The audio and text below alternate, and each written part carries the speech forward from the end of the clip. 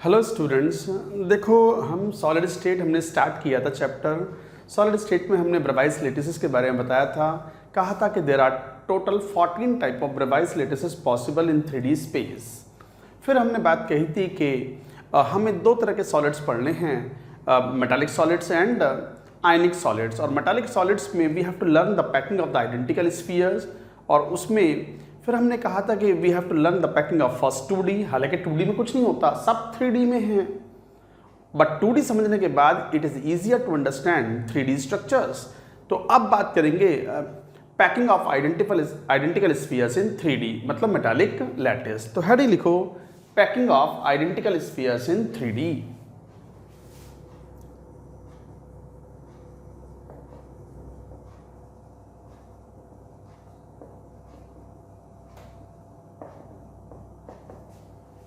Metallic crystals.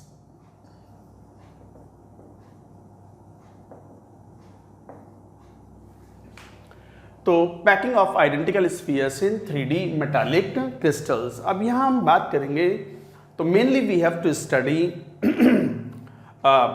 Cubic structures में simple cubic structure, body centred cubic structure, face centred cubic structure और एक hexagonal close packed HCP structure.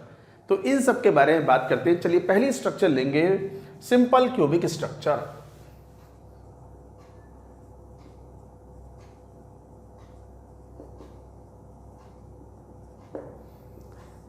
For example polonium crystallizes in simple cubic structure.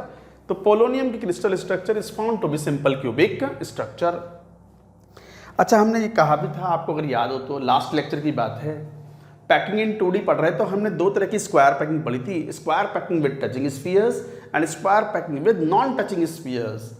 Square packing with touching spheres को अगर 3D में extend करते हैं तो you get simple cubic structure like this, इस type से।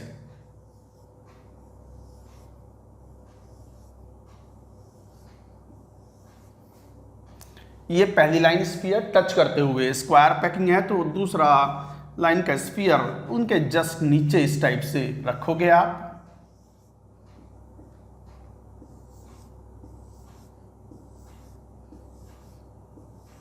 Like this.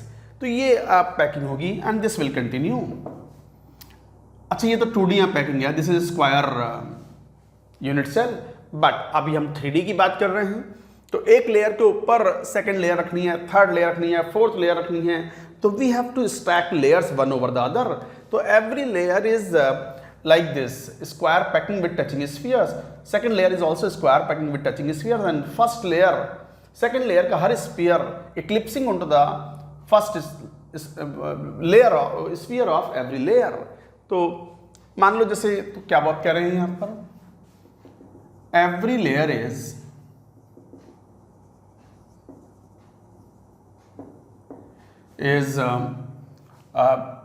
is square packing with touching spheres.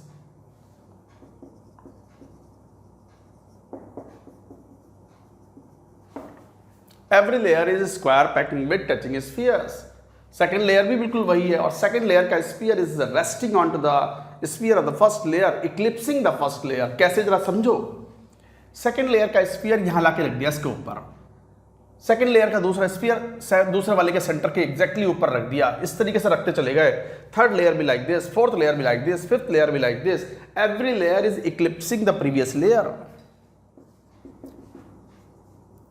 Every layer is eclipsing मतलब one over the other, exactly one, एक के ऊपर एक। तो every layer is eclipsing the previous layer.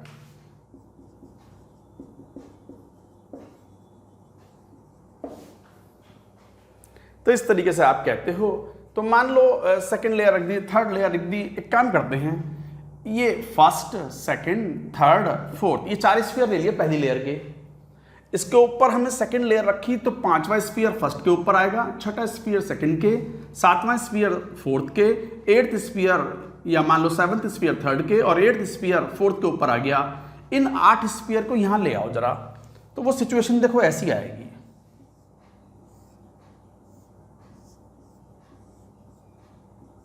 Cubic structure में आ जाएंगे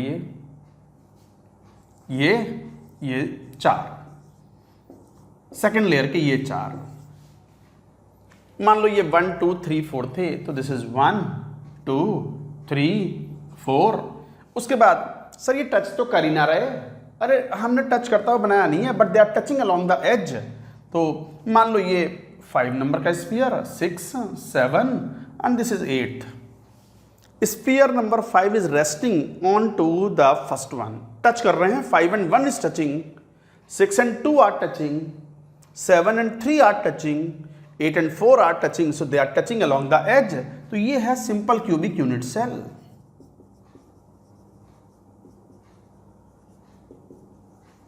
this is simple cubic unit cell.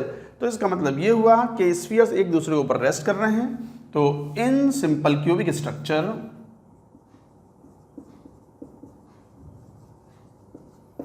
SC मतलब simple cubic, in simple cubic structure spheres touch along the edge of cube। तो cubic unit cell है simple cubic unit cell and spheres are touching along the edge. इसका मतलब ये 8 and 4 आपस में touch कर रहे हैं, 4 and 3 आपस में टच कर रहे हैं, देख लो दे आर टचिंग। तो इसका मतलब ये हुआ कि अगर एज लेंथ की ए की बात करेंगे हम, क्यूब का एज लेंथ ए, तो a is equal to 2r, we can say, so like that we can say. तो ये है यूनिट सेल। पहली लेयर, कितने स्फीयर है पहली लेयर में? इतने ही बस? नहीं, infinite, almost infinite spheres in the first layer. First layer के ऊपर सेकंड लेयर रखी हुई है, almost infinite spheres, third layer, fourth layer, fifth layer, sixth layer, infinite number of layers, almost infinite number of layers are there in every layer and infinite number of layers are there in the crystal structure। तो इस तरीके से आप ये define करते हो। अब ये सिंपल क्यूबिक यूनिट सेल है, इसकी कई प्रॉपर्टीज है। हमें 3 बातें बनानी होती है किसी भी क्रिस्टल स्ट्रक्चर में। एक तो कोऑर्डिनेशन नंबर कितना है, एक इफेक्टिव नंबर ऑफ एटम्स या स्फीयर्स कितने हैं पर यूनिट सेल, और तीसरा बताना होता है कि what is the packing efficiency, मतलब इस क्यूब के अंदर स्फीयर्स ने कितना वॉल्यूम घेरा हुआ है। इस बार वॉल्यूम एफिशिएंसी की बात करेंगे, एरिया एफिशिएंसी की नहीं।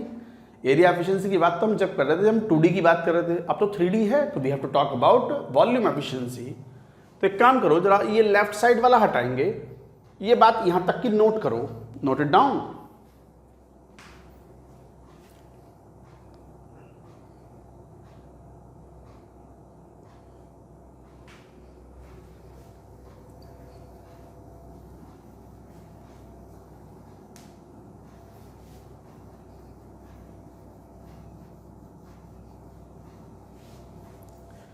अब देखो यहां पर जैसे हम यहां से फाइंड आउट करें कोऑर्डिनेशन नंबर, सिंपल क्यूबिक की बात चल रही है, कोऑर्डिनेशन नंबर Cn, बताओ कितना है coordination number, what is the coordination number, कितना? 6। कैसे 6? Each sphere touches 4 in on plane, 1 in higher and 1 in lower plane।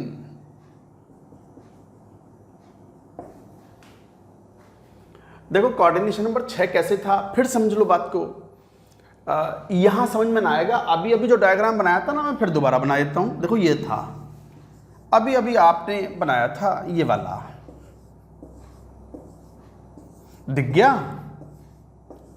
ये वाला। जरा एक काम करो, इस वाले स्फीयर को ले लो, ये वाला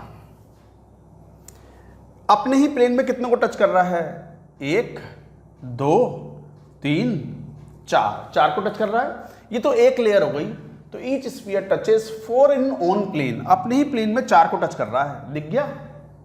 नियरेस्ट यही हो गए। इसके बाद सेकंड लेयर इसको ऊपर से लाकर रखोगे, ऊपर से लाकर के सेकंड लेयर रखोगे, तो इस वाले जो जिसमें मैंने टिक मारा है, इस स्फीयर पर एक स्फीयर और आके टच करेगा, 5 हो गए। एक बैक साइड वाली भी लेयर तो होगी ना, बैक साइड वाली लेयर वाला भी स्फीयर भी टच करेगा। तो इसका मतलब हर एक स्फीयर, अच्छा यही नहीं, आप चाहो तो ये लो, क्रिस्टल स्ट्रक्चर में every sphere has got identical surroundings और आइडेंटिकल एनवायरनमेंट। यही तो एक खास बात है क्रिस्टल स्ट्रक्चर की कि एवरी एटम और every sphere has got identical surroundings.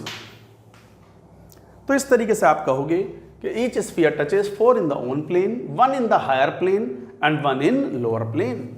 So like that you say the point. ये अलग था, इससे कंफ्यूज मत होना। तो वो एक अलग बात थी। तो कोऑर्डिनेशन नंबर हमें 3 बातें बतानी होती हैं हर क्रिस्टल स्ट्रक्चर में। कोऑर्डिनेशन नंबर 6 है। दूसरा बताना होता है effective number of atoms in the unit cell. चलो वो भी कैलकुलेट करते हैं। अब ये मैं हटा दूं, इसे बनाने की जरूरत नहीं है, वो बना चुके हो आप।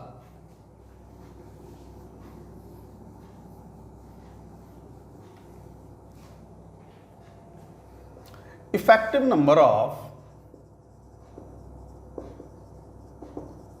स्फीयर्स या एटम्स भी बोल सकते हो, spheres are nothing but atoms per unit cell of SC simple cubic. जरा देखना इफेक्टिव नंबर ऑफ एटम्स कितने होते हैं पर यूनिट सेल। यहीं से देख लो, ये स्फीयर है कॉर्नर पे रखा हुआ, 8 कॉर्नर पे स्फीयर है। सिंपल क्यूब में क्या होता है, सिंपल क्यूबिक मतलब primitive unit cell. Spheres occur only at the corners of the cube. Simple cubic का मतलब यही हुआ। तो कॉर्नर वाले स्फीयर का कितना हिस्सा इस क्यूब में आएगा, नहीं, it is not completely inside. तो कॉर्नर का कितना हिस्सा आएगा, 1/8 will be inside into how many such corners are there, 1/8 इसका, 1/8 ये, 1/8 ये, 1/8 ये, 1/8 ये, सबका 1/8। How many such corners, 8 corners. तो effective number of atoms in या effective number of spheres in the simple cubic unit cell is equal to 1। Effectively 1 ही sphere है इस पूरे क्यूब के अंदर जिसका एज लेंथ a है, a is equal to 2r। अब यहाँ कई बार स्टूडेंट्स को कंफ्यूजन होता है कि सर ये कैसे ले लिया आपने, आपको कैसे दिखा। भाई ये 3D में थोड़ा इमेजिन करना होगा। हालांकि मैं आपको समझा देता हूँ कि किस तरीके से आप ये कह रहे हो कि 1/8 पोर्शन इज इनसाइड। चलो प्रॉपर्टीज ऑफ क्यूब की बात करते हैं। वैसे तो क्यूब आप 6ठी 7वीं से पढ़ रहे हो। क्यूब की प्रॉपर्टीज और भी जो ज्योमेट्रीज हैं उनकी properties, but let us see the properties of cube. एक बार रियलाइज करो क्योंकि क्वेश्चन में काम आएगा। तो एक काम करता हूं मैं यहाँ पहले यही लिख लेता हूँ प्रॉपर्टीज ऑफ क्यूब। हालांकि मुझे 3 बातें फाइंड आउट करनी थी। कोऑर्डिनेशन नंबर आ गया, effective number of atoms of the spheres in the simple cubic unit cell 1, वो भी आ गया। और तीसरी चीज है पैकिंग एफिशिएंसी, वॉल्यूम एफिशिएंसी, कि क्यूब का कितना वॉल्यूम, कितना पोर्शन, कितना परसेंटेज वाइज स्फीयर्स ने घेरा हुआ है। और वो भी लेंगे, बट पहले मैं प्रॉपर्टीज ऑफ क्यूब की ही बात कर लेता हूँ। मैं ये राइट साइड वाला पोर्शन हटा रहा हूँ, आप नोट कर लो।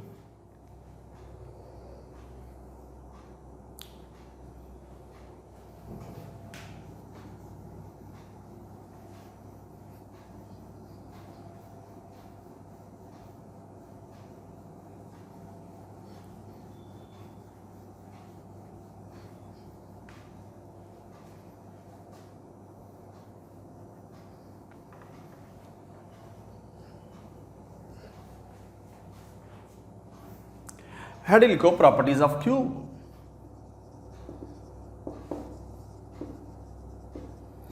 अब क्यूब है तो क्यूब, चलो मैं बता देता हूं आपके सामने। एक ये क्यूब ले लिया हमने,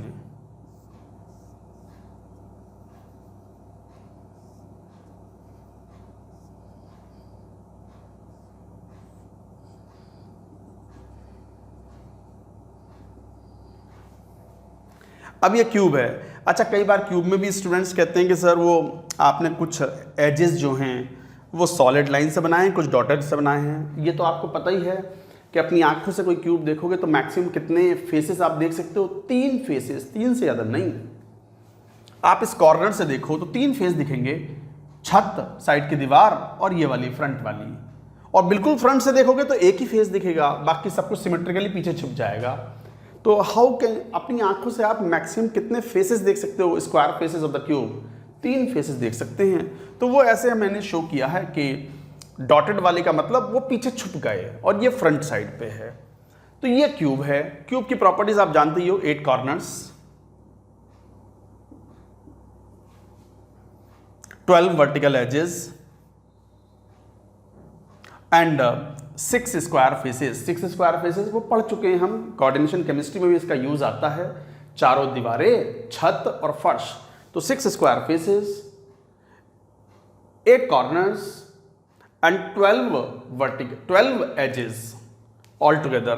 तो these are the properties of the cube. अब प्रॉपर्टीज ऑफ द क्यूब में मान लो यहां स्फीयर्स आ गया, एक ये कॉर्नर स्फीयर है। तो ये हमने अभी अभी थोड़ी देर पहले कहा था कि दिस इज 1/8 इनसाइड। कैसे 1/8 इनसाइड है जरा देखें। एक और क्यूब बना दो इसके बाजू में,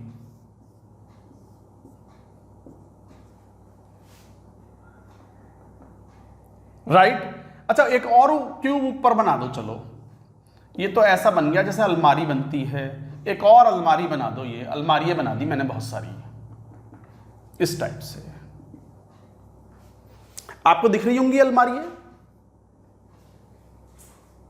आपको दिख रही हैं अलमारियां पीछे वाले फेसेस के। ये आ गए। ये इस तरीके से मैंने आप अगर ध्यान से देखो तो एक ऐसी अलमारी है जिसके 4 क्यूबिक पोर्शंस हैं, 4 खाने हैं। खाने बोलते हैं ना अलमारी के खाने, लेफ्ट साइड वाला खाना, खाना मतलब पोर्शंस। तो ये हमारे पास एक अलमारी दिखाई पड़ रही है। जरा ध्यान से देखो, ये जो नीचे वाला जो क्यूब था उसके कॉर्नर पर रखा हुआ स्फीयर है।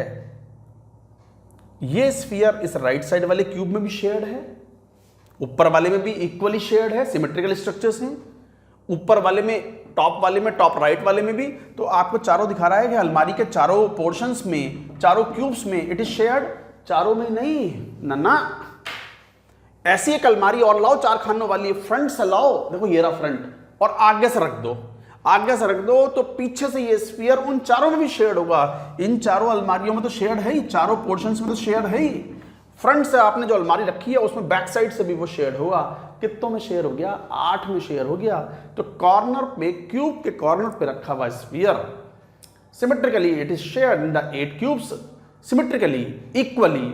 इसका मतलब how much of the portion is inside the cube? Each cube 1/8। I hope you have understood the point. तो इसका मतलब ये हुआ, क्या बोल सकते हो प्रॉपर्टीज ऑफ क्यूब में? 8 corners, each corner contributes 1/8 in cube. Each corner contributes का मतलब कॉर्नर पर रखा हुआ sphere contributes 1/8 in the cube. आ गई बात समझ में? 4 इसमें शेयर्ड है, 4 और एक अलमारी फ्रंट से रखी उनमें भी शेयर्ड होगा, 8 में शेयर्ड है। तो 8 कॉर्नर्स हैं, each corner contributes 1/8 in the cube. अच्छा और देखो, इसके अलावा फेसेस हैं। ये रहा फेस ये फेस सेंटर है, कोई फेस का सेंटर है, यहां कोई स्फीयर रखा हुआ है। तो फेस कितनों में शेयर्ड है? किसी भी क्यूब का फेस 2 क्यूब्स में शेयर्ड है। And how many faces are there? 6 faces are there. अब जैसे ये रूम है, ठीक बात, इसके ऊपर एक और फ्लोर है, मैं जहां रिकॉर्डिंग कर रहा हूं यहां, इसके ऊपर एक और फेस है। तो छत के ऊपर दूसरे वाले का फर्श आ गया होगा। तो इसका मतलब इस रूम के जहां मैं रिकॉर्डिंग कर रहा हूं, इसके छत के सेंटर पर कोई स्फीयर रखा होगा। आधा इस रूम में आएगा और आधा ऊपर वाले रूम में। आप खुद इमेजिन कर लो। तो इसका मतलब फेस के सेंटर पर रखा हुआ sphere half shared in a cube. तो how much of the contribution? 1/2। तो इसका मतलब कह सकते हैं 6 स्क्वायर फेसेस, 6 स्क्वायर फेसेस में each face centre contributes 1/2 in cube. मतलब ईच फेस सेंटर का मतलब फेस सेंटर पर रखा हुआ स्फीयर क्यूब के अंदर कितना कंट्रीब्यूट करेगा? 1/2, आधा। मतलब छत के सेंटर पर रखा हुआ अगर कोई स्फीयर है, आधा गया ऊपर वाले कमरे में, आधा गया नीचे वाले इस वाले कमरे में जिसमें हम रिकॉर्डिंग कर रहे हैं। I hope you have understood the point. अच्छा ये स्क्वायर फेसेस हैं, साथ में इसे बोलते हैं हम ये face diagonal. This is face diagonal. तो फेस डायगोनल फेस सेंटर से पास होगा। ये फेस है, उसका फेस सेंटर है ये। यहां स्फीयर मान लो रखा हुआ था, हाफ शेयर हुआ। तो जो प्रॉपर्टीज फेस डायगोनल की वही फेस सेंटर की। तो face diagonal is also contributed in 2। तो फेस सेंटर पर रखा हुआ स्फीयर या फेस डायगोनल भी 2 क्यूब्स में शेयर होता है। इस वाले मान लो नीचे वाला जो लेफ्ट वाला क्यूब है उसका टॉप छत का ये फेस डायगोनल है और इससे ऊपर वाले रूम का फर्श का फेस डायगोनल हुआ, तो face diagonal also shared in to cubes. तो जो प्रॉपर्टीज फेस सेंटर की वही प्रॉपर्टीज फेस डायगोनल की। इसके बाद अच्छा, फेस डायगोनल कितने हो जाएंगे? एक फेस में कितने फेस डायगोनल होते हैं? 2, और टोटल 6 हैं, तो 12 फेस डायगोनल्स होते हैं ऑल टुगेदर। You understand? तो लाइक दिस, तो 6 स्क्वायर फेसेस हैं, each face centre contributes half in the cube. चलिए एजेस की बात करते हैं। Edges, each edge is shared in how many? जरा देखना, ये वाला एज इस वाले रूम में भी है, इस रूम में भी है, इस क्यूब में भी है, इस क्यूब में भी है, 4 में शेयर्ड होता है। तो how many edges are there? 12 edges in the cube. 12 edges in cube, each edge and edge center is contributed in 4 cubes. तो each edge and edge center is contributed or is shared in 4 cubes. ऐसा कर दो, shared in 4 cubes.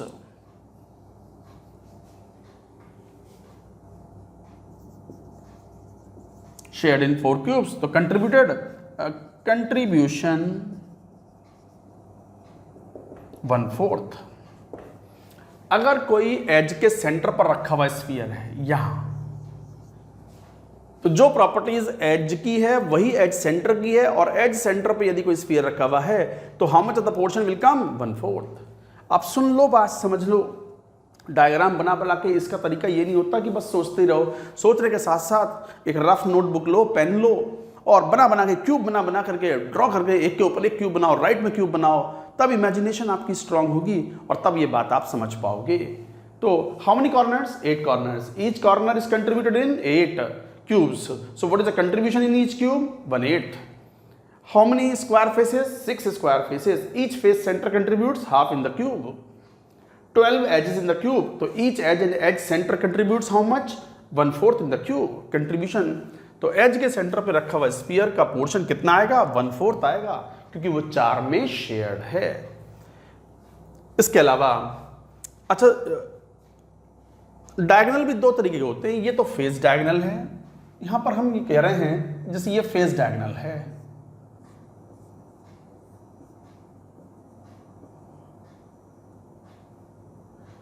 ये तो हुआ face diagonal. मैं जरा check कर लूं कट तो ना गया ऊपर से, ये नहीं दिख रहा है, पूरा सही है। तो ये तो हुआ फेस डायगोनल और ये हुआ body diagonal. This is body diagonal. Body diagonal क्या होता है? 2 अपोजिट कॉर्नर्स को ज्वाइन करवा दो तो बॉडी सेंटर से पास होगा। Body diagonal passes through the body centre, passes through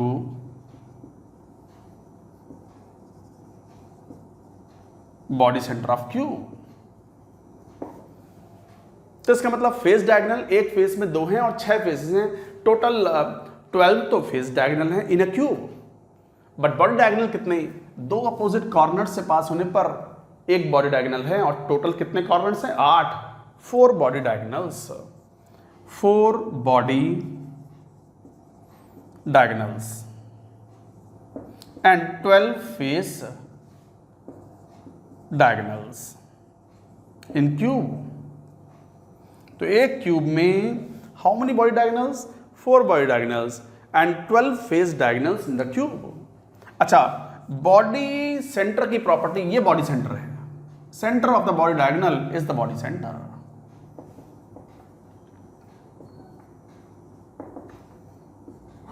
body centre of cube, so this is body centre of cube. तो 4 body diagonals, 12 face diagonals in the cube, तो ये body centre है। Body जो property body diagonal की वही body centre की। तो body के सेंटर पर, क्यूब के सेंटर पर, बॉडी सेंटर मतलब क्यूब का सेंटर पर रखा हुआ स्फीयर है, तो it is completely inside, it is not shared. तो body centre is not shared.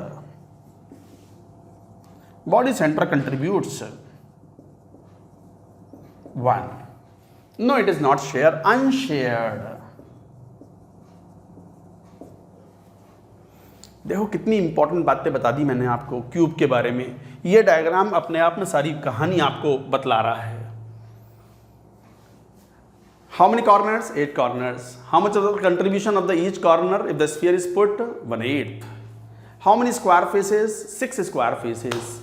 Each face is shared in 2 cubes. तो फेस सेंटर पर रखा हुआ स्फीयर होगा या फेस डायगोनल के सेंटर पर, या face diagonal is shared in 2, face centre is shared in 2। So what is the contribution in each cube? Half.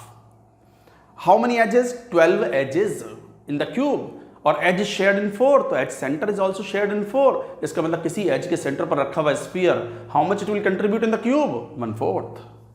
सारी बातें बतला दी यहाँ। How many face diagonals? एक फेस में 2 face diagonal, and total number of face diagonals कितने हैं? 6 हैं faces, तो 6 दूनी 12। And how many body diagonals? Body diagonals हो गए 4। अपोजिट कॉर्नर्स को टच करने पर एक बॉडी डायगोनल होता है। Body diagonal passes through the centre of the cube, and body diagonal is not shared. इसका मतलब किसी क्यूब के सेंटर पे या बॉडी सेंटर पर रखा हुआ स्फीयर होगा तो वो किसी और क्यूब में शेयर्ड नहीं होगा। वैसे तो ये बहुत सिंपल बातें हैं, किसी किसी को रियलाइज्ड होती हैं, किसी किसी को अब रियलाइज होता है हाँ यार इतना सब तो सोचा नहीं हमने कभी। आप सोचो, इससे और ज़्यादा सोचने की आवश्यकता पड़ेगी अभी सब। तो इस तरीके से आप ये बात कहते हो। तो ये कुछ कंट्रीब्यूशन थे। अब मैं वापस आ जाता हूं अपने मुद्दे पे। हम क्या बात कर रहे थे? We were studying which crystal structure in 3D? Simple cubic crystal structure. Primitive भी बोलते हैं उसको। Simple cubic means primitive unit cell. Corners पर स्फीयर है केवल। कोऑर्डिनेशन नंबर 6 कैसे समझा दिया था? 3D में देखना है अब। Effective number of spheres per unit cell कितना आ गया? 1, because corner sphere is shared in 8 cubes. तो यहां तक की बात तो कह दी थी। अभी हमें एक और बात फाइंड आउट करनी थी। बीच में हम प्रॉपर्टीज ऑफ क्यूब्स की बात करने लगे। I have written all this. एक बार नोट करो, बना के कॉपी पर देखो। रफ कॉपी पूरी भर जाती है, एक पूरी कॉपी 100-150 पेज की भर जाती है क्यूब बना के। इस चैप्टर को पढ़ते पढ़ते, मान लो ये चैप्टर आपका 7 लेक्चर का या 8 लेक्चर का जो भी है, ये इस पूरे को भरते भरते कम से कम 50-100 पेजेस आप भर दोगे। 100-150 क्यूब्स तो बना लोगे आप, बनाने ही पड़ेंगे। Then you will have the realisation and the imagination about the 3D imagination about the spheres in the cube and cube and other structures too. तो मैं ये सब हटा रहा हूं। अब ये लिखा रहने देंगे, क्योंकि तीसरा point we have to find out, packing efficiency. ये जरा लिख लो प्रॉपर्टीज ऑफ क्यूब और हटा लेते हैं इसको। Do it.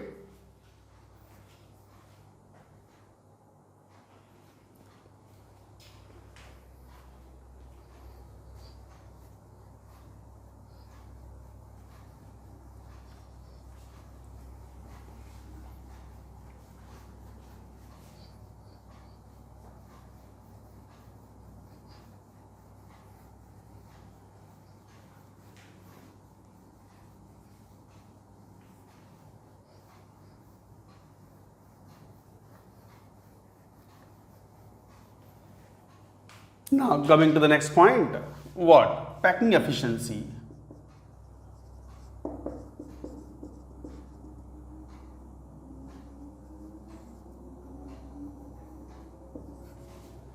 What is packing efficiency? Packing efficiency का मतलब ये वॉल्यूम एफिशिएंसी है।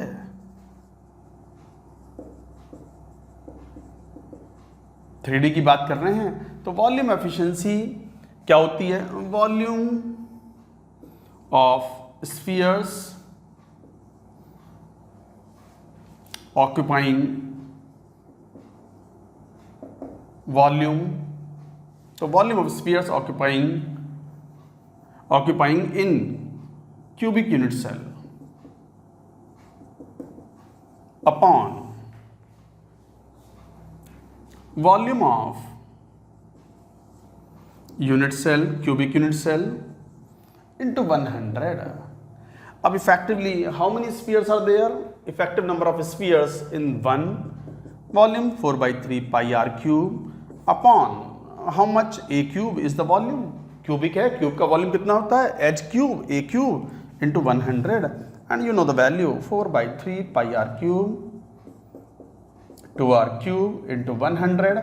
r cube से r cube ये कैंसिल आउट हो गया and the value comes out to be I think 52.3% nearly. मैं चेक कर लेता हूँ, ये वैल्यू याद भी रखनी होती है आपको। The value comes out to be nearly 52.3%। ये रिमेंबर द वैल्यू। अच्छा, ये पैकिंग एफिशिएंसी है, मतलब सिंपल क्यूब में क्यूब का वॉल्यूम का 52.3% इज ऑक्यूपाइड बाई स्फीयर्स और एटम्स, बाकी का स्पेस खाली है। इसका मतलब वॉइड एफिशिएंसी क्या हो गई?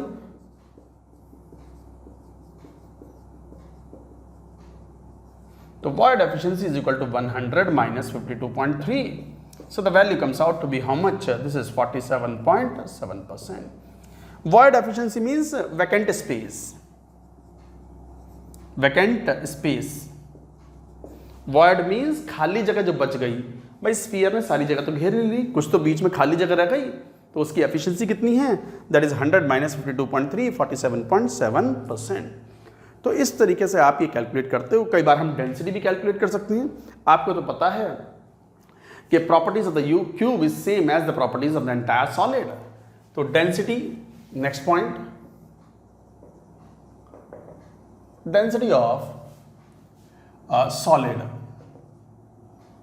हैविंग सिंपल क्यूबिक स्ट्रक्चर, और density of the solid is same as density of unit cell.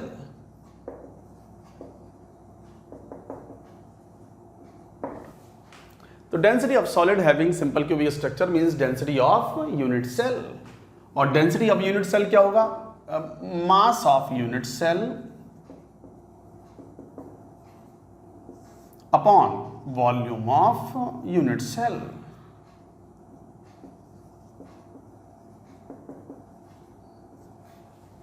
भाई डेंसिटी क्या होती है? Mass upon volume. तो जो सॉलिड की डेंसिटी है वही यूनिट सेल की डेंसिटी है, because unit cell represents the entire solid. तो mass of the unit cell upon volume of unit cell. अच्छा, mass of unit cell we can find out कैसे? मैं जरा ये बात हटा देता हूं, पहले आप ये लिख लो, तभी मैं डेंसिटी पे आऊंगा। Note it down. मैं जरा पानी पी लूं।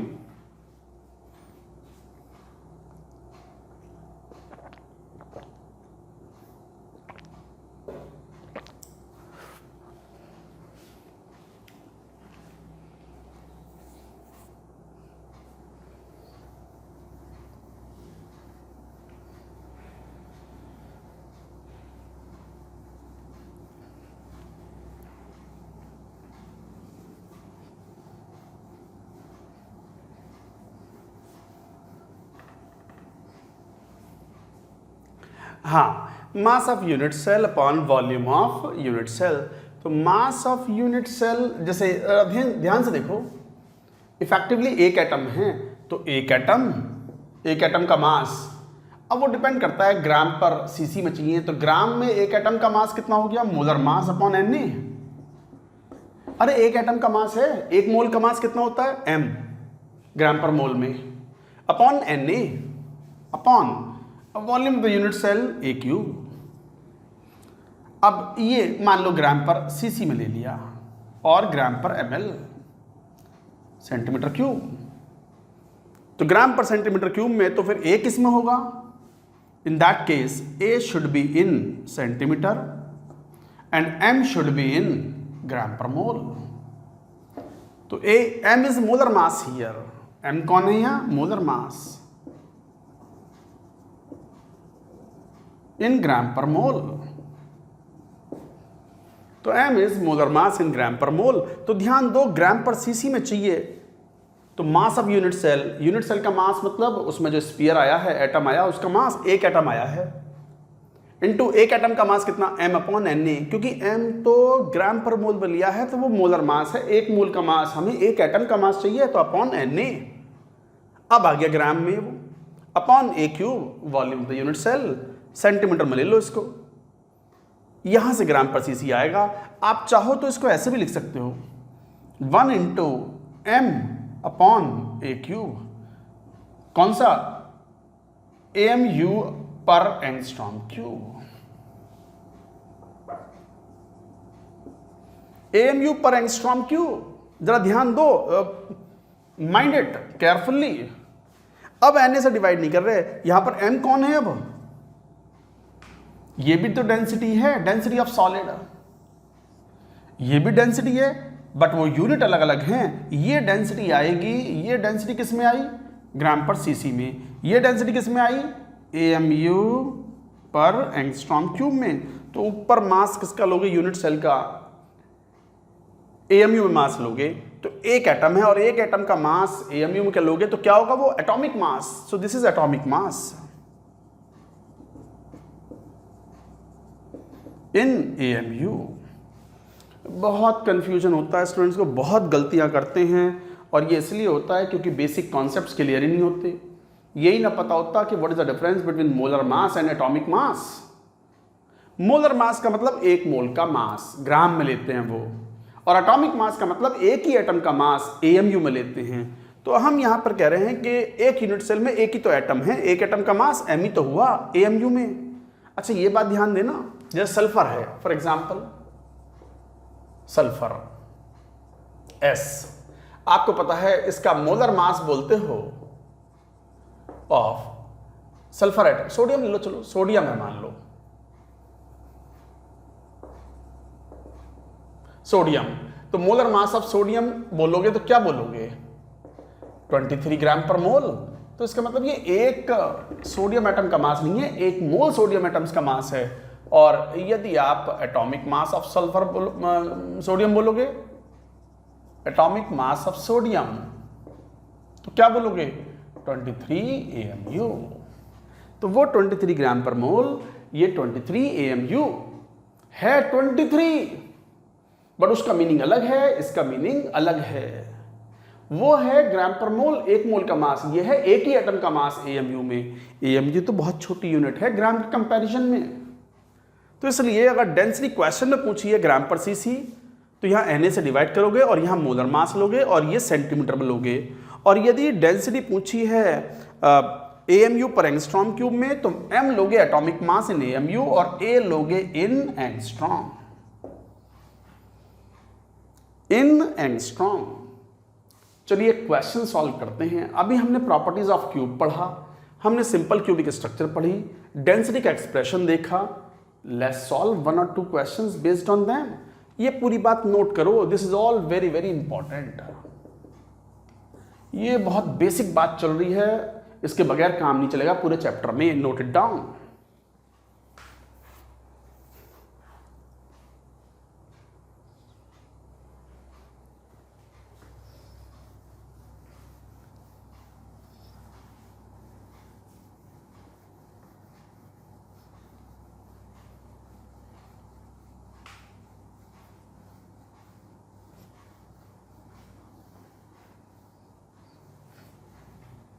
मान लो कोई क्वेश्चन ऐसे पूछ लें, an element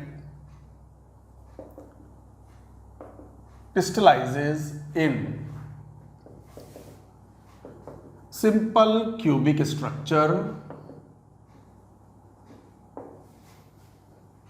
simple cubic structure, find its density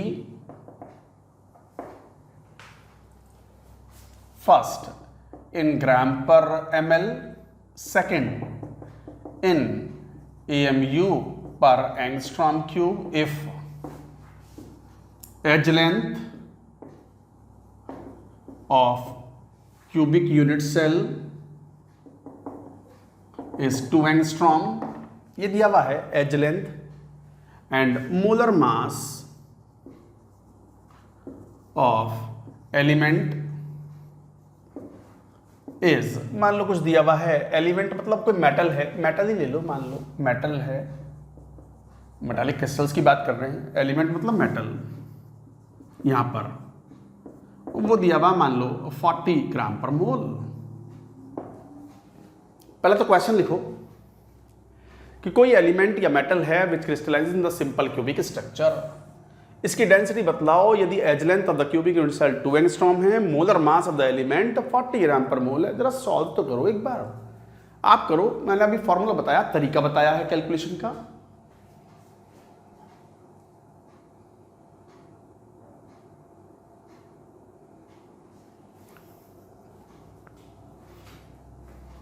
देखो यार, अब आपको पता है सिंपल क्यूबिक स्ट्रक्चर है, तो सिंपल क्यूबिक में डेंसिटी इज इक्वल टू, मान लो पहला पार्ट ग्राम पर सीसी में, तो डेंसिटी ग्राम पर सीसी अगर फाइंड आउट कर रहे हैं तो एक एटम है, और एक एटम मतलब ग्राम में मास लो एक एटम का, तो मोलर मास कितना 40, बट अब Na से डिवाइड कर लो 6 × 10⁻23, इतने ग्राम आ गया मास। ये एक एटम का मास है, एक यूनिट सेल का मास है, क्योंकि एक यूनिट सेल में एक ही एटम है, divide by centimetre cube. Volume low 2 angstrom है, एंगस्ट्रॉम को अगर सेंटीमीटर में कन्वर्ट करो तो 10⁻⁻8 सेंटीमीटर होता है, सेंटीमीटर क्यूब। बस यही वैल्यू हो गई, तो कितना हो गया ये 20/3/8 × 10⁻⁻24, और ये 10⁻23, तो 20/8×16 4 20, 2.5/3/0.1, 25/3 ग्राम पर सीसी, यही आंसर हो गया। That's it.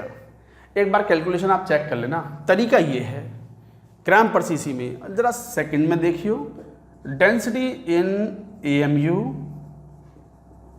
पर एंगस्ट्रॉम क्यूब इज व्हाट, एक एटम है उसका एटॉमिक मास लेना है AMU में। अब यदि किसी एलिमेंट का मोलर मास अगर 40 ग्राम पर मोल है तो उसका एटॉमिक मास AMU में भी 40 ही होगा, तो 40 AMU upon volume of the unit cell in angstrom cube, तो कितना 2 एंगस्ट्रॉम क्यूब है, तो 2 एंगस्ट्रॉम का क्यूब कर दो, तो 40/8 AMU per angstrom cube, 8 × 40 5 AMU per angstrom cube. देखो numeral values, numerical values both are not same, both are different, तो वो अलग आएगी वैल्यू, ये अलग आएगी, क्योंकि यूनिट्स अलग अलग हैं। I hope you have understood the point. तो गाइज ये तरीका था, इस तरह क्वेश्चंस में खूब गड़बड़ी करते हैं स्टूडेंट्स, मुझे पता है, इतने साल में पढ़ाते हुए हो गया। फिजिकल क्लासरूम में भी स्टूडेंट्स पागल से घूमते रहते हैं, कम से कम 1-2 दिन, फिर उनको समझ में आनी चीज़ें होती हैं, तो हो सकता है थोड़ा समय लगे, बट ये तो बहुत आसान है। सॉलिड स्टेट में तो अभी काफ़ी कुछ आना बाकी है। तो ये था एक क्वेश्चन, और एक क्वेश्चन लेते हैं चलो प्रॉपर्टीज ऑफ क्यूब पर। लेट्स टेक वन क्वेश्चन, इसको नोट कर लो।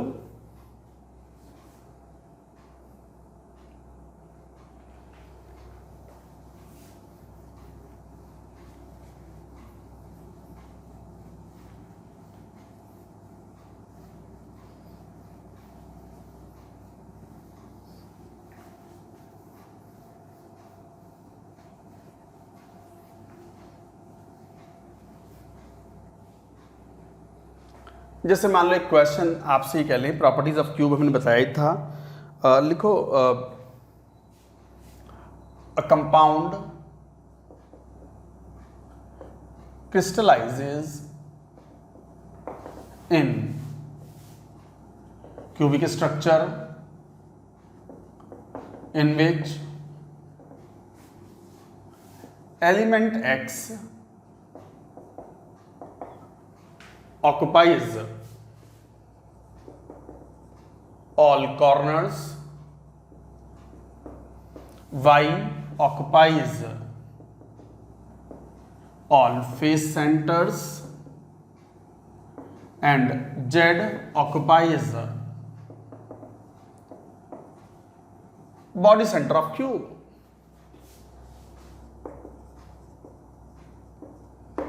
If X मान लो 20 AMU, Y मान लो 40 AMU,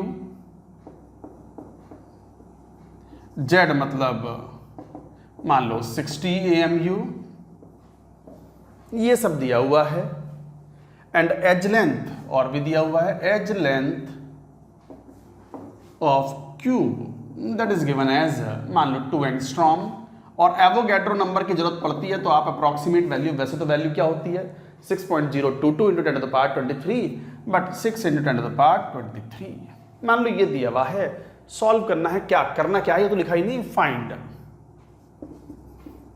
density in gram per CC and in AMU per angstrom cube. Solve करो, थोड़ा दिमाग लगाओ, पहले पढ़ो अच्छे से क्वेश्चन को, मैं समझाता हूं क्या है ये सवाल।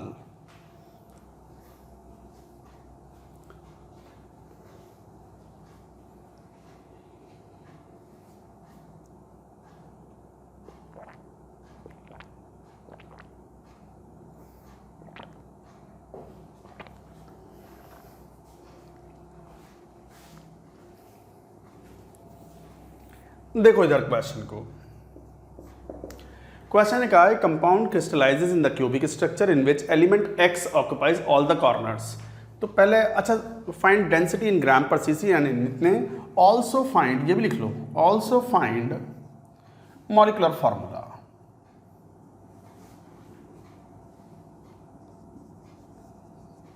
फार्मूला या एम्पिरिकल फार्मूला जो भी है, मतलब फार्मूला ऑफ द कंपाउंड भी बताना है। Also find formula of compound. Molecular word use ना करो, क्या पता आयनिक कंपाउंड हो, आयनिक कंपाउंड्स के लिए मॉलिक्यूल शब्द इस्तेमाल नहीं करते। Find formula of compound.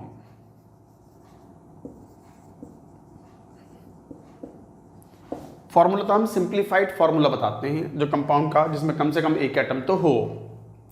तो ये बताना है हमें। जरा देखो भाई, चलो पहले फार्मूला ही फाइंड आउट करें। एक्स कहां ऑक्यूपाई की है पोजीशन ऑफ एक्स ने, क्यूबिक क्रिस्टल है, और एक्स के जो एटम्स हैं they are occupying all the corners. तो all the corners means each corner is shared in 8 and how many such corners 8। तो इफेक्टिवली 8 से 8 कैंसिल, एक ही एटम है एक्स का इन द यूनिट सेल। ये एक यूनिट सेल की बात चल रही है। वाई कहां है, Y occupies all the face centre. Face centre is shared in 2 cubes और 2 यूनिट सेल्स, तो 1/2 and how many such face centres 6। ये हुआ क्यूब के अंदर इतना हिस्सा आया, तो इसका मतलब 2 3 वाई एटम्स प्रेजेंट हैं in each unit cell. And Z कहां पर है, it is occupying the body centre. No, body centre is not shared 1/1 into एक ही तो होता है बॉडी सेंटर। ये तरीका है फाइंड आउट करने का। तो ये हो गया एक्स, वाई, 3, जेड। ये है कंटेंट्स ऑफ 1 यूनिट सेल, और ये सिंप्लीफाइड फार्मूला भी है, and this is simplified formula. So the formula is, हो सकता है यहाँ हाफ आ जाता या 3/2 आ जाता, तो हमें इंटीजर के फॉर्म में रिपोर्ट करना पड़ता है फार्मूले को। तो फार्मूला क्या हो गया, यही हो गया x/3z। यही आंसर हुआ। एक आंसर तो ये हो गया। तो इसका मतलब एक यूनिट सेल में एक x का एटम है, y के 3 है और z का 1 है, और फार्मूला भी सिंप्लीफाइड फार्मूला यही हुआ। दूसरी बात, जरा डेंसिटी निकाल लो, ग्राम पर सीसी में निकाल लो।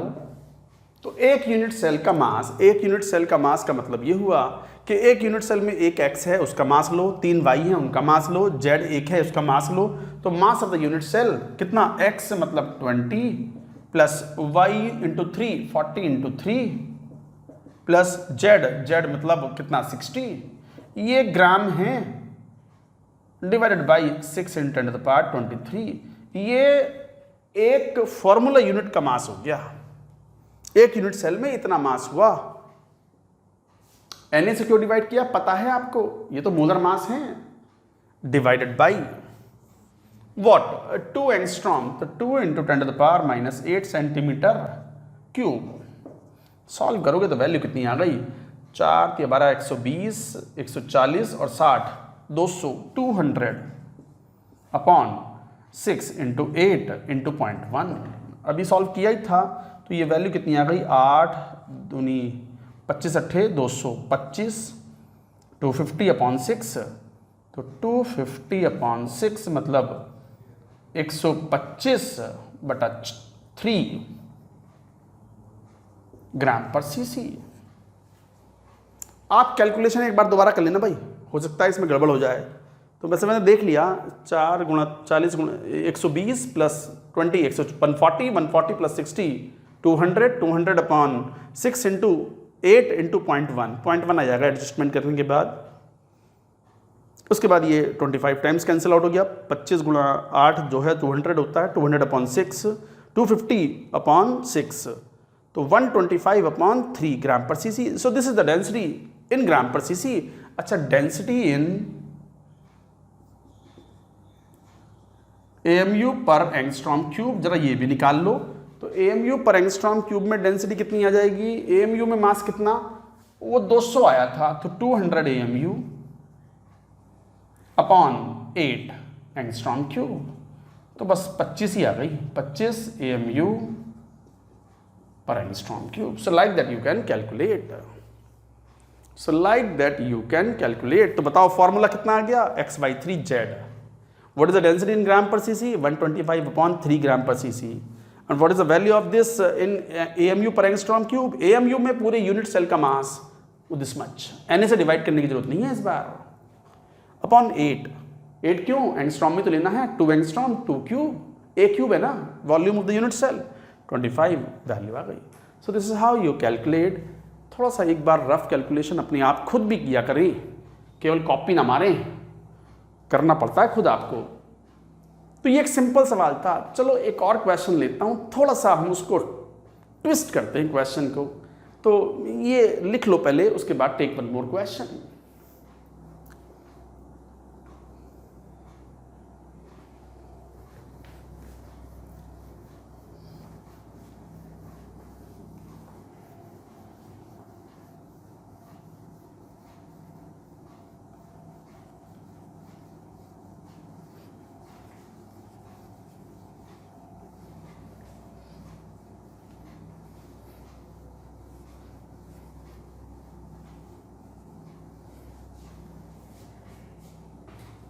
नाउ एक और क्वेश्चन लो, सॉल्व करो. This is also a good question, important question. A compound crystallizes in cubic structure. बिल्कुल सिमिलर क्वेश्चन ले रहा हूं मैं. in which x occupies alternate corners. अब देखो मैंने ऑल्टरनेट वर्ड यूज कर लिया. वैसे ऑल्टरनेट कॉर्नर्स का मीनिंग पढ़ चुके हो, बताओगे कहां, बताइयो. ऑल्टरनेट कॉर्नर्स कहां यूज किया था, कहां यूज किया था? आप बहुत कॉमनली इसको यूज करते हो in splitting, in coordination chemistry. Coordination compounds में टेट्राहेड्रल स्प्लिटिंग में आपने यूज किया था कि ऑल्टरनेट कॉर्नर से जो लिगेंड्स हैं वो अटैक करते हैं सेंट्रल एटम को. तो ऑल्टरनेट कॉर्नर्स का मीनिंग वहाँ समझाया था. आप उस कॉन्सेप्ट को यहाँ यूज कर सकते हो. तो compound crystallises in cubic structure in which x occupies alternate corners, y occupies all edge centres and z occupies alternate face centres.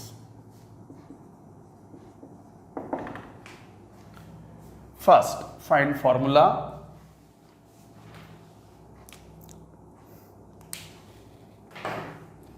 First, find formula. Second, density. चलो अब एक ही डेंसिटी फाइंड आउट कर लो इन gram per CC. ये ज़्यादा common होती है density, अक्सर यही पूछी जाती है क्वेश्चंस में.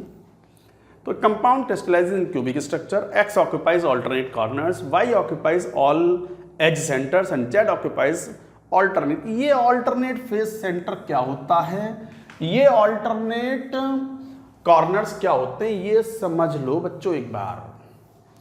ये टाइम है थोड़ा विजुलाइज करने का. आज ही क्यूब की प्रॉपर्टी बात की है, अच्छे से पढ़ें घर जाकर के आज इस लेक्चर को, काम आएगा ये सब. तो देखो जैसे इस क्वेश्चन में कहा गया, क्या कहा गया, जरा फॉर्मूला देख लो. x कहाँ है, alternate corners of the cube. How many corners in the cube? 8 corners होते हैं क्यूब के अंदर. ऑल्टरनेट का मतलब होता है यदि कोई कॉर्नर ले लिया है तो उसका एडजेसेंट कॉर्नर कंसीडर नहीं करना है. ये मीनिंग होता है ऑल्टरनेट का. जरा यहां देखो,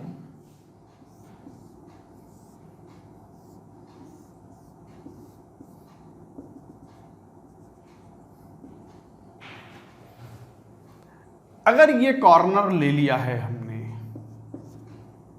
तो ये नहीं लेना, ये वाला नहीं लेना, ये नहीं लेना है.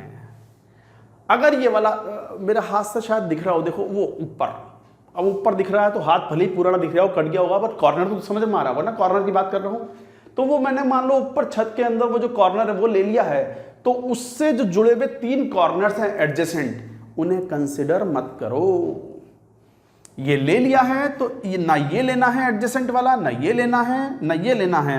और जब ये नहीं लिया है तो we have to take this. जब ये नहीं लिया है तो we have to take this, जब ये नहीं लिया है तो we have to take this, और जब ये ले लिया है तो we should not take this one. बताओ कितने कॉर्नर हो गए? ऑल्टरनेट कॉर्नर, ऑल्टरनेट 1 2 3 4, ये हो गए ऑल्टरनेट कॉर्नर्स। या ऐसा बोल दो 1 2 3 4, वो कोई फर्क नहीं पड़ता, that does not make any difference actually. तो ऑल्टरनेट कॉर्नर्स का मतलब 8 में से, ऑल्टरनेट का मतलब होता है यदि कोई कॉर्नर कंसीडर कर लिया है तो उससे एडजेसेंट कोई कॉर्नर कंसीडर ना हो। तो इसका मतलब in a cube all number of alternate corners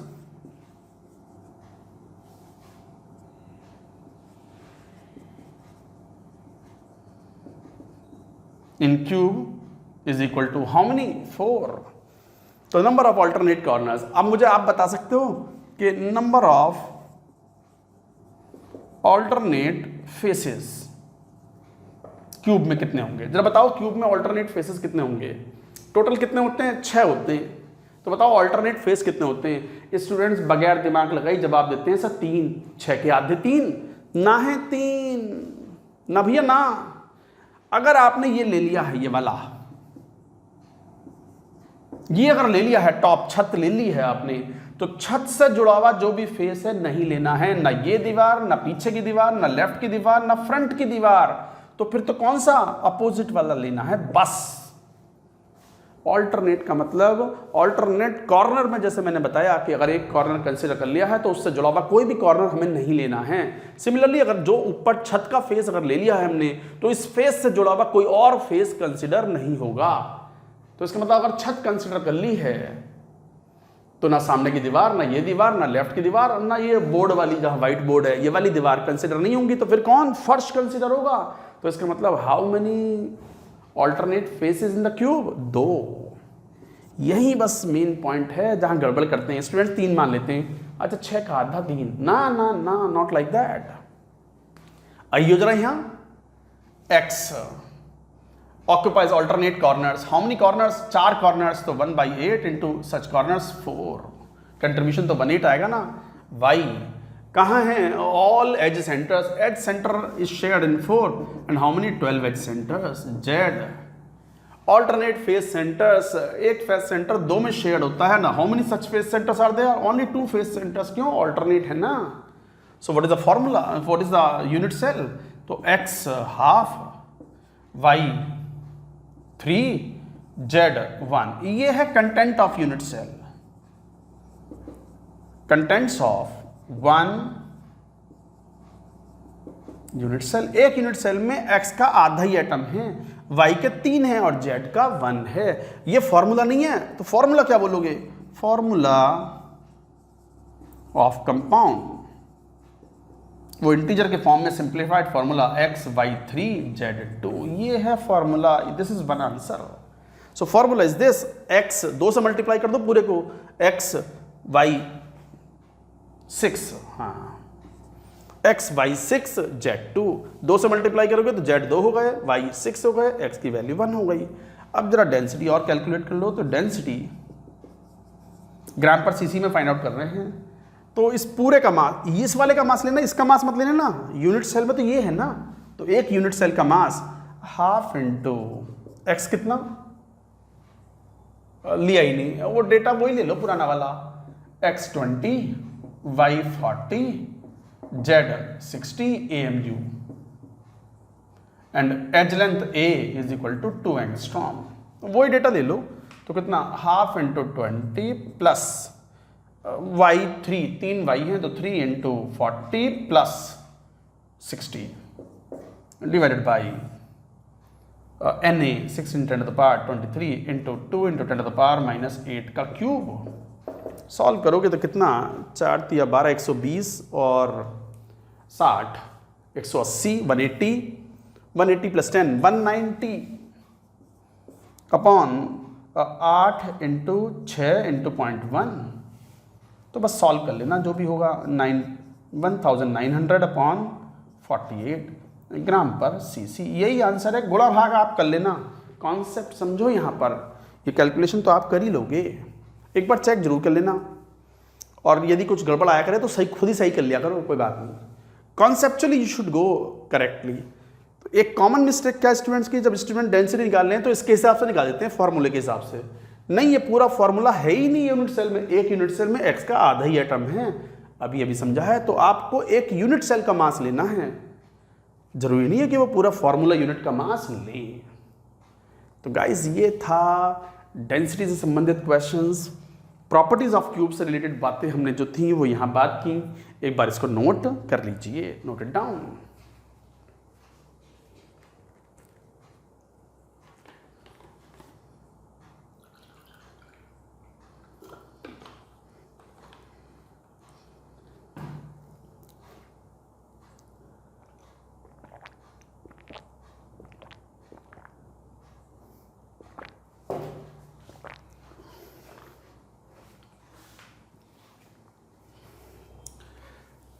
चलिए इसको हटाते हैं।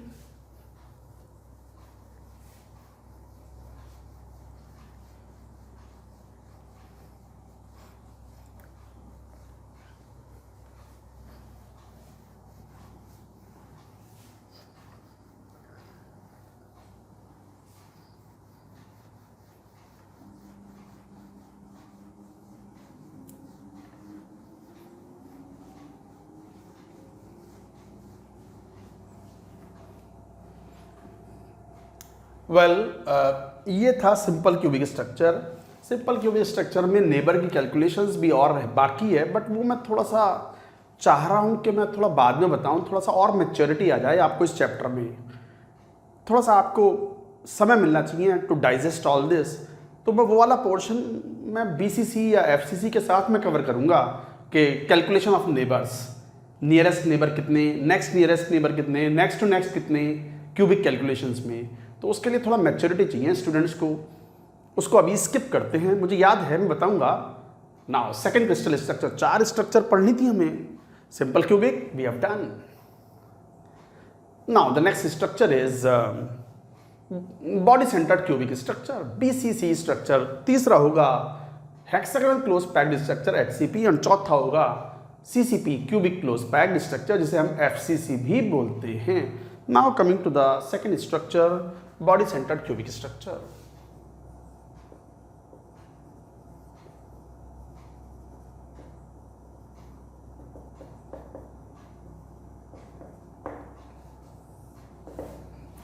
Body centered cubic structure. अब body centered cubic structure BCC है क्यूबिक ही, बट कैसे बनता है ये? Each layer is square packing. आपको याद हो, लिखा भी था हमने, each layer is square packing with non-touching spheres.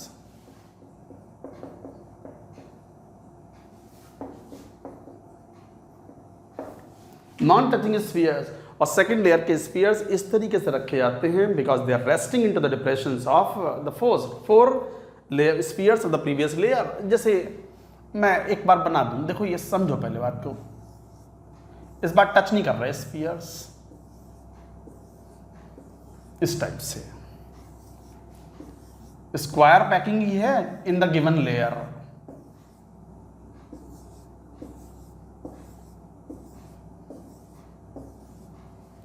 देखो यहां है ये स्क्वायर पैकिंग,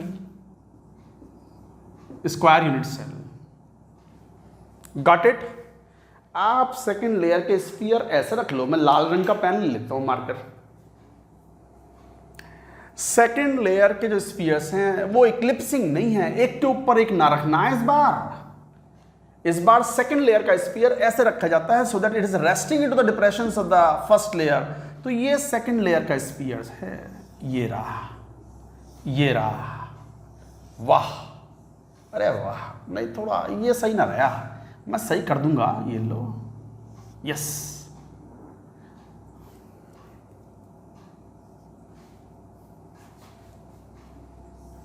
ये इस टाइप से ऐसे कंटिन्यू करते चले जाओ। लाल वाली लेयर मान लो सेकंड लेयर है, और ब्लैक कलर के जो स्फीयर्स हैं अब वो तो सर्किल ही दिखेंगे। अब 2D पे बनाओगे तो सर्किल ही दिखेंगे। मन की आंखों से सोचो, मैं हमेशा कहता हूं आप लोग मन की आंखों से क्या क्या नहीं सोच लेते हो, तो उन मन की प्यार भरी आंखों से इनको भी देखो, बड़े अच्छे लगेंगे ये और सब कुछ समझ में आएगा आपको। ये आप भी कहोगे सर आप नहीं, मैं सही बोल रहा हूँ, थोड़ा प्यार से इनकी तरफ देखो तो ये आपको अच्छे लगेंगे स्फीयर्स। तो ये जो ब्लैक कलर के स्फीयर्स हैं ये फर्स्ट लेयर हो गई। ये लाल रंग के रेड कलर के spheres is constituting the second layer. और अच्छा ध्यान देखो, ब्लैक कलर के spheres they are square packing with non touching sphere. Even red colour के स्फीयर्स भी ये भी स्क्वायर पैकिंग है विद नॉन टचिंग स्फीयर्स। इस रेड कलर के स्फीयर्स भी आपस में एक दूसरे को टच नहीं कर रहे इन द सेम लेयर। दिखाई पड़ा? अब एक बात देखो यहां पर, फर्स्ट लेयर, सेकंड लेयर, तीसरी लेयर कैसे रखें? तीसरी लेयर ऐसे रखो कि it is resting into the depressions of the second layer. ये लाल रंग के जो 4 स्फीयर हैं इनके ऊपर रखो, तो यहां रखो, ये आ गया तीसरी लेयर का स्फीयर। ये रहा देखो, ये ब्लू कलर का पेन, ये इनके 4 लाल वाले स्फीयर्स के डिप्रेशन पर रख रहा हूं। डिप्रेशन पर रखूंगा तो it will come exactly above the black sphere. इसका मतलब first and third layers are eclipsing. First layer square packing with non touching spheres, second layer square packing with non touching spheres, third layer square packing with the non-touching spheres, every layer square packing with the non-touching spheres, second layer के spheres resting in the depressions of the 4 spheres of the first layer, third layer sphere resting into the depressions of the spheres of the 4 spheres of the second layer. First and third layer becomes identical. मैं काम करता हूं, जब आप इस तरीके से आप स्फीयर रखोगे और अरेंजमेंट रखोगे कि मान लो आप सेकेंड लेयर के डिप्रेशंस पे 4 स्फीयर को टच करते हुए स्फीयर रखोगे, तो situation would become like this. ऐसी ये वाले इनके ऊपर आ जाएंगे स्फीयर, इस तरीके से आ जाएंगे, लिखा ऐसे ही आ जाएंगे। ये रहे first and third layer becomes identical. तो इसका मतलब अगर ध्यान से देखो तो अगर मैं 4 स्फीयर ये वाले ले लूं, ये 1 2 3 ब्लैक वाला, 4 पहली लेयर के, और ये 5वां स्फीयर लाल रंग का ले लूं, और फिर 4 स्फीयर 1 के ऊपर, 2 के ऊपर, 3 के ऊपर, 4 के ऊपर ले लूं। 3 लेयर के मैंने कितने स्फीयर ले लिए? पहली लेयर के 4 स्फीयर 1 2 3 4, सेकेंड लेयर का 5वें नंबर का रेड कलर का स्फीयर, और थर्ड लेयर के 4 स्फीयर और इक्लिप्सिंग टू द 1 2 3 4 सिचुएशन। उनको मैं 4 और 4 8 9 स्फीयर को उठा लूं और 3 डायमेंशन में घुमा कर रखूं, तो situation becomes like this.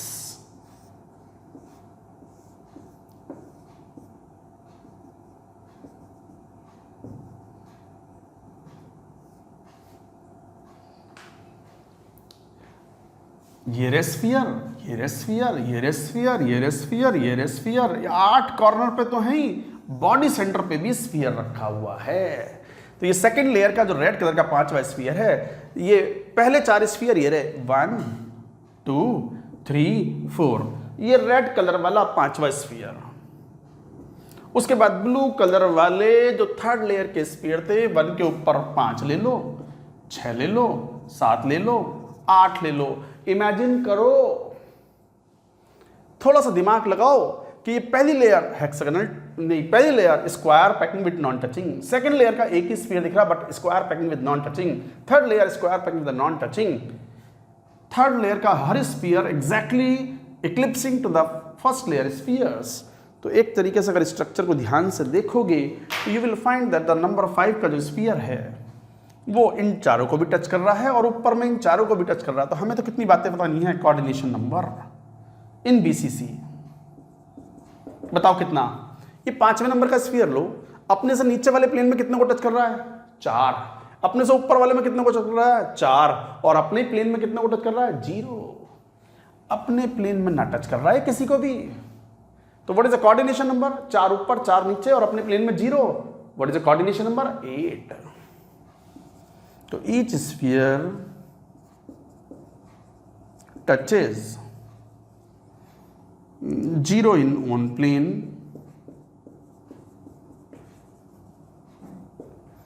4 in higher plane, and 4 in lower plane. तो कोऑर्डिनेशन नंबर 8 होता है बीसीसी में। कैसे 8 हुआ? अपने से नीचे वाले 4 को टच कर रहा है, अपने से ऊपर वाले 4 को टच कर रहा है और अपने प्लेन में किसी को भी टच नहीं कर रहा। तो each sphere touches 0 in own plane, 4 in the higher plane and 4 in the lower plane and that's why it is 8। So like that you say. तो ये तरीका हुआ इस बात को कहने का। तो coordination number 8, effective number of atoms. हमें 3 चीजें फाइंड आउट करनी होती हैं। Coordination number we found out 8, simple cubic में 6 था, अब 8 हो गया। सर आपने इसको लिया, किसी और स्फीयर को ले लो। Every sphere has got identical surroundings, तो कोई भी स्फीयर चुन लो आप। Coordination number would be 8 in BCC structure. दूसरा होता है effective number of atoms in the unit cell.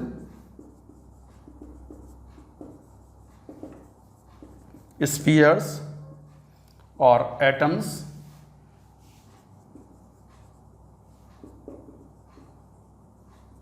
In unit cell is equal to, जरा देखना, corner, each corner contributed 8 into 8 corners plus body centre unshared. Body centre is completely inside, वो share नहीं हुआ।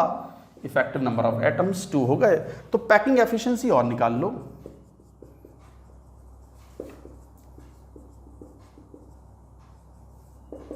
कैसे find out करें? 2 spheres हैं और 2 spheres का volume 4/3 pi R cube upon edge length a cube into 100। अब ध्यान दो, स्फीयर टच कहां कर रहे हैं? These spheres are touching along the body diagonal. तो इन बीसीसी, ये मैं जरा पोर्शन हटा रहा हूं, इस वाले डायग्राम को भी मैं हटा रहा हूं, आप एक बार बना लो इसको, note it down.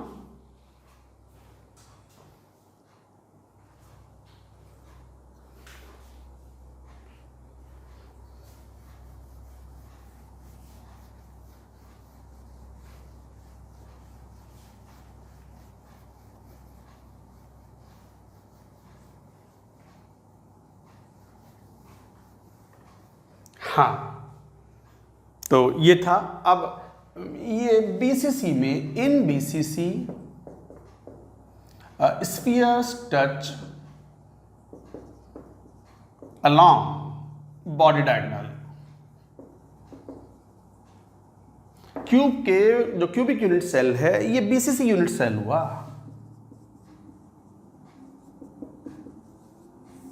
This is BCC unit cell. तो बीसीसी यूनिट सेल के बॉडी डायगोनल के अलोंग टच करता है। 5वां, इस 5 को भी 5, 6, 7, 8, 9 कर दो इसको। 9 स्फीयर लिए ना, तो ये थोड़ा सा कर दो इसको। 1 2 3 4 5 6 7 8 9, वो कोई बात नहीं, ठीक है, समझ गए बात आप। तो in BCC spheres touch along body diagonal. Body diagonal touch करेंगे तो सिचुएशन ऐसी हो जाएगी। देखो देखो, ये रहा।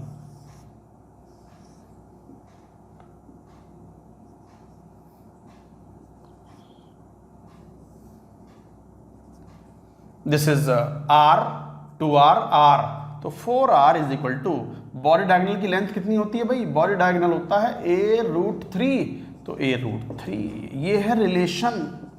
This is very important. 5वां, ये रहा 5,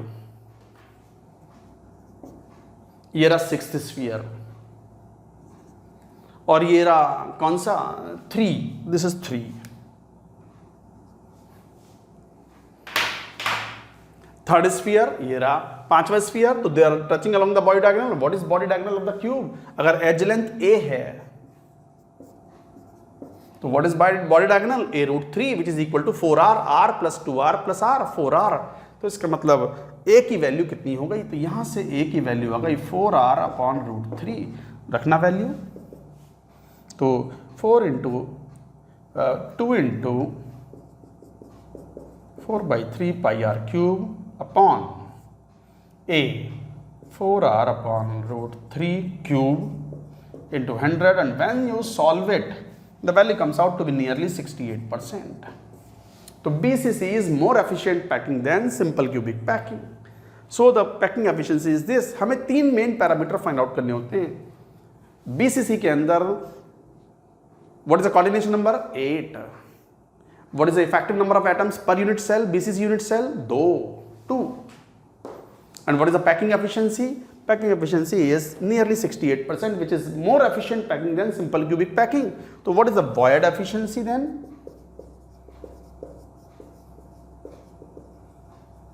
In BCC, 100 minus 68%, nearly 32%. So like that you say. So void space is relatively less in BCC in comparison to the simple cubic packing.